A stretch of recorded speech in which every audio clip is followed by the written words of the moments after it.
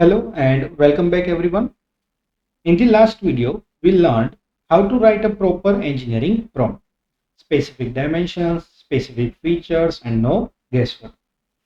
Today, we put that into practice on a real part, that is connecting rod. A connecting rod is the link between the piston and the crankshaft in an engine. You will find one in almost every engine on the road, your car, motorcycle, a generator and in the compressor and pumps too. It does one of the toughest jobs in mechanical engineering. It's pushed and pulled millions of times a minute.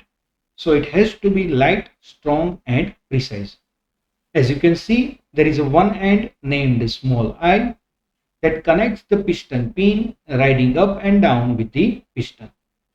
The other end, that is the big end, it wraps around the crankshaft journal. When the fuel burns, the piston is slammed downward.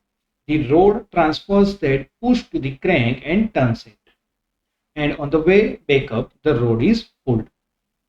So every single revolution, the rod alternates between compression and tension, which is why these rods are forged from strong steel and why their dimensions have to be exact. So here is the key geometry. The two eyes must stay exactly parallel. If the bores were not lined up, the piston would bind in the cylinder. That's what makes it a great first component for us. It teaches building a part from several shapes joined together to circular eyes and a shank connecting them. So let's go to the Claude. I will write a prompt the same way we practiced last time. Specific, structured and no ambiguity. So let's start. Write a Fusion 360 Python script that builds a connecting rod lying along the y-axis, small I at the origin, 30 mm outer diameter, 16 mm bore. Big I 150 mm away, 60 mm outer diameter and 36 mm bore.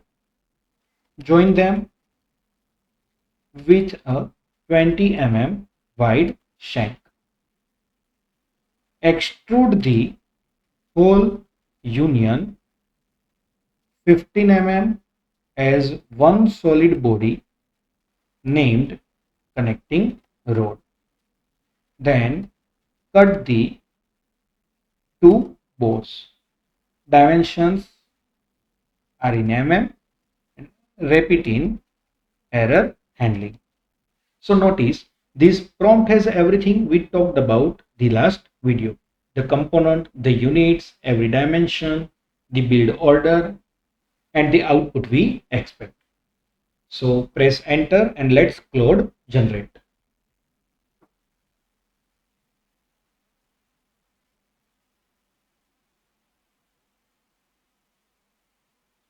So while that generates, here is what to expect because it follows the same shape every script we write follow.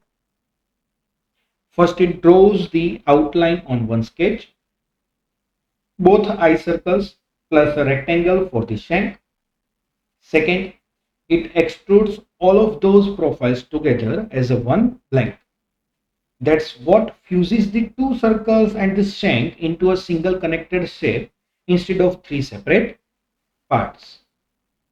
Third, it cuts the two bores through that blank. And finally, it names the body and provides confirmation. So let's wait for Claude to complete the process.